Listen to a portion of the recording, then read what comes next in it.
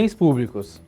A doutrina tradicional, em um primeiro momento, adotava o entendimento de que seria bens públicos os bens das pessoas jurídicas de direito público, bem como aqueles bens pertencentes a pessoas de direito privado, desde que estivessem afetados à prestação de determinado serviço público.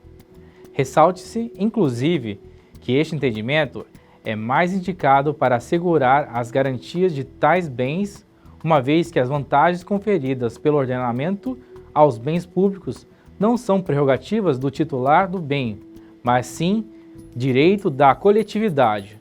Por exemplo, se admitir a penhora e arrematação dos veículos de uma empresa de transporte público, o dano causado ao titular dos bens nada será em comparação com os prejuízos causados à coletividade que não poderá usufruir do serviço de transporte. Todavia, com o advento do Código Civil de 2002, positivou-se, por meio do artigo 98, que somente serão bens públicos os bens pertencentes às pessoas jurídicas de direito público interno. Todos os outros são particulares, seja qual for a pessoa a quem eles pertencem. Assim, resta claro que a conceituação de bens públicos, no entender do legislador, toma por base sua titularidade e não sua utilização no interesse coletivo.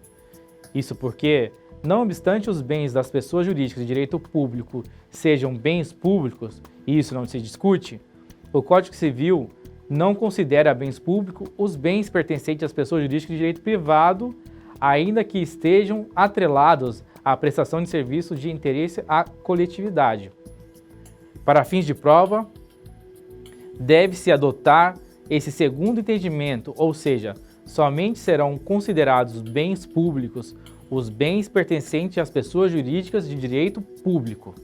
No entanto, se a prova aprofundar um pouco mais, ela vai requerer que você saiba que, muito embora não conste como bens públicos para a lei civil os bens das pessoas jurídicas de direito privado que estejam sendo utilizados na prestação de serviços públicos, também deve gozar das prerrogativas de direito público, tais como impenhorabilidade e não onerabilidade.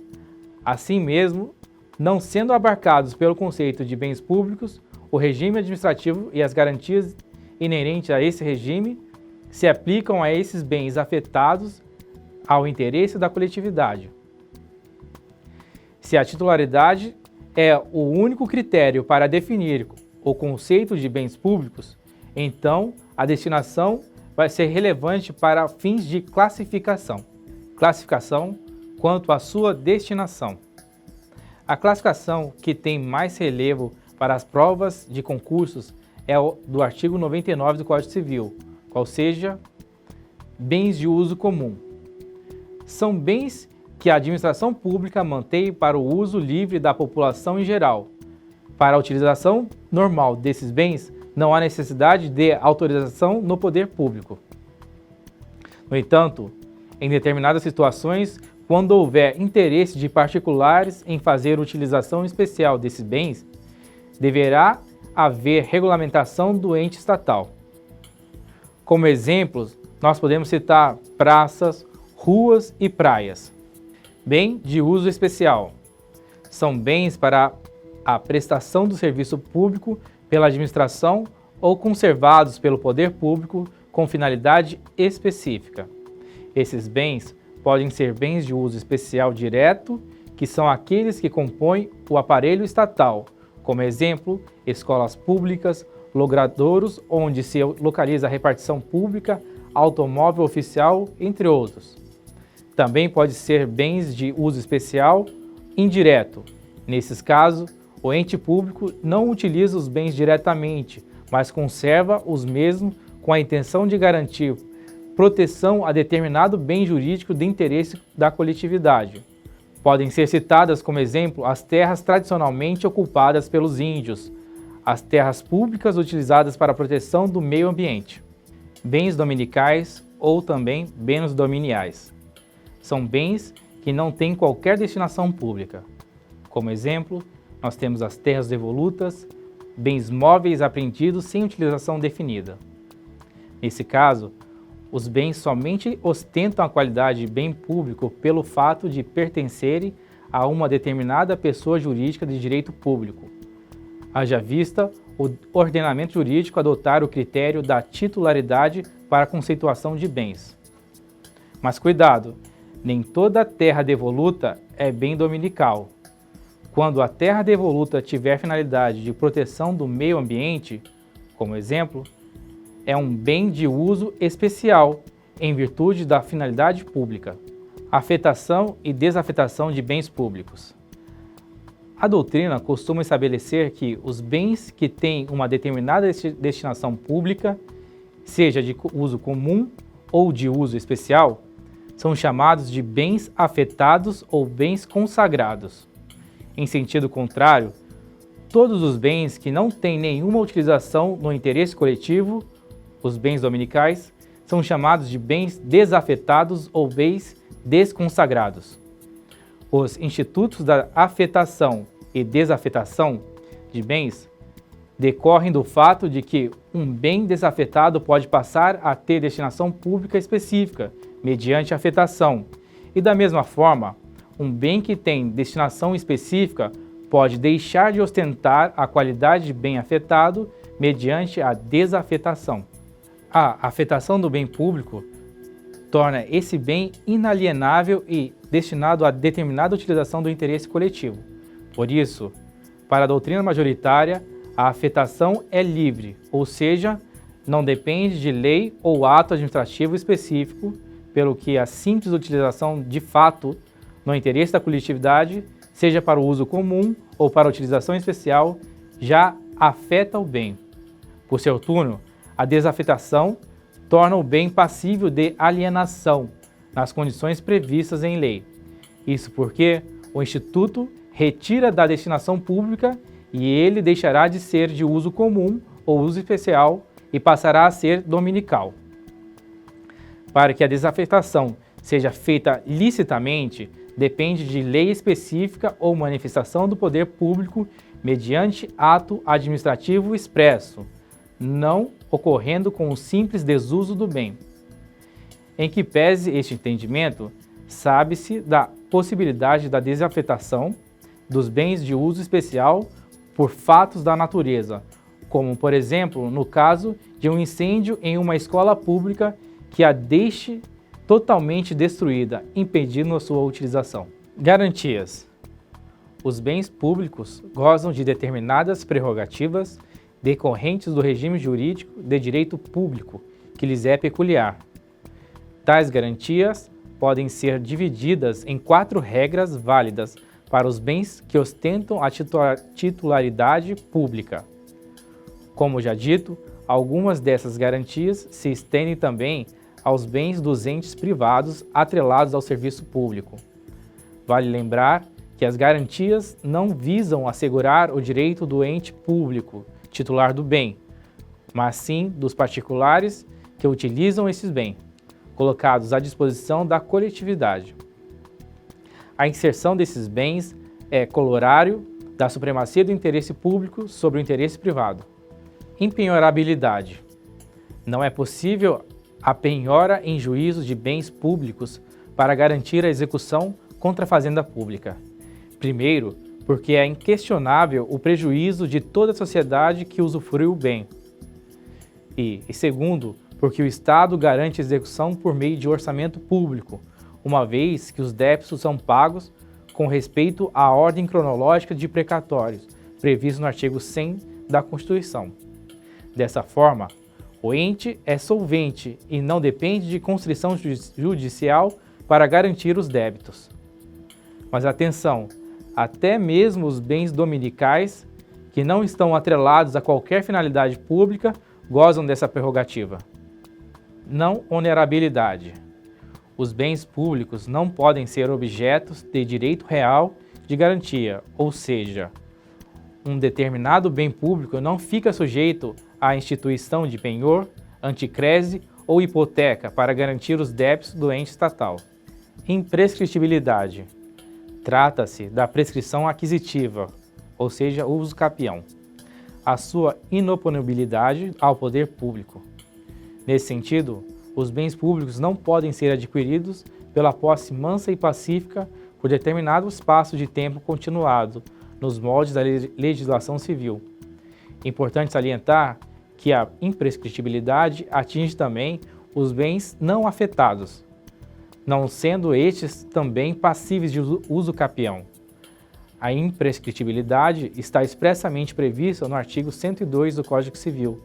O texto constitucional também prevê a impossibilidade de uso capião sobre bens públicos imóveis, no artigo 183, parágrafo 3º e artigo 191, parágrafo único. O STF editou a súmula 340, que estabelece que desde a vigência do Código Civil, os bens dominicais, como os demais bens públicos, não podem ser adquiridos por uso capião. O STJ foi além disso, disse que, em verdade, a utilização de bens públicos não induz posse, tratando-se de mera detenção pelo particular. Logo, não seria possível a utilização dos meios de defesa possessória por esses particulares para proteger sua utilização. Alienabilidade relativa ou alienabilidade condicionada. O entendimento mais moderno é o de que os bens públicos podem ser alienados desde que atendidos os requisitos estampados no artigo 17 da Lei de Licitação.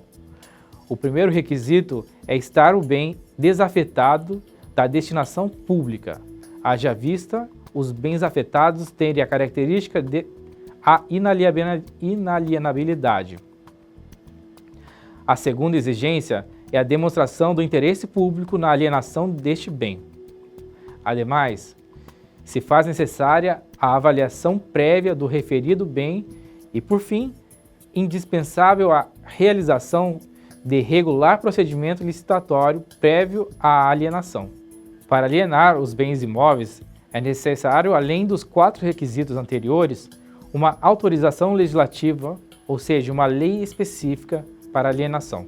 Utilização de bens públicos. A utilização do bem público pode ser normal ou anormal. A utilização normal do bem público ocorre todas as vezes que o bem atende à sua finalidade originária, sendo usufruído por toda a coletividade sem distinção entre os usuários.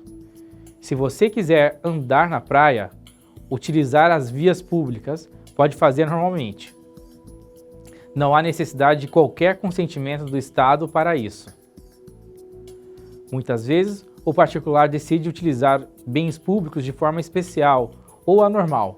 Isso ocorre quando o particular pretende utilizar o bem público para destinação diversa das regras específicas estipuladas para ele.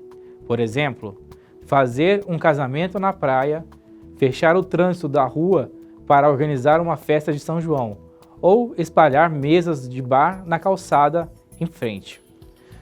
Toda vez que você for fazer uma utilização especial de um bem público, antes você precisa do consentimento do Estado.